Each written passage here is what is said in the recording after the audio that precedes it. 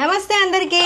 పెళ్లిగా నా అబ్బాయిల గురించి చెప్పుకుందాం. ఇక ఆదివారం వస్తే దోసగాలు ఫోన్ చేస్తారు, రే ఎటన్నా తిరుగుదాని పోదాం పరా అంటారు. సర్లే అని మమ్మీ కాడికి వచ్చి, మమ్మీ ఇవాళ ఏం చేస్తున్నావు? ఇవాళ నా కొండకు బయటికి పోతున్నా దోస్తుగాలతో అని వాడు మంచిగా టిక్ టాక్ తయారయ్యే అబ్బాయి బయటికి పోతుంటాడు. అప్పుడే నాయన లోపల నుండి వచ్చేస్తాడు, ఏందే నీ కొడుకేటో పోతాడు, వాడు దోస్తులతో తిరుగుతాని పోతాడట ఇవాళ అంటే. ఎప్పుడు చూసినా బయటనే నానే అనగానే ఆ మాటలు నా కొడుకు వచ్చి, ఏమైంది నాయన అంటే, ఏంద్రా ఎప్పుడు చూసినా బయటికే పోతావు, గీయాలన్నా గీ ఒక్క పూట ఆదివారం ఇంట్లో ఉందామని లేదారా? ఎయ్యి లేవు నాయన కష్టపడి తెచ్చి డబ్బులు ఇస్తా అంటే అమ్మ వండి పెడతాంది, సఖా దీని రోజు కూర్చున్నావు, పనిలేని దోస్తుగాలతో తిరగబోతావు. వాడు పెడతాడా నీకు, అయ్యప్ప పెడతాడారా?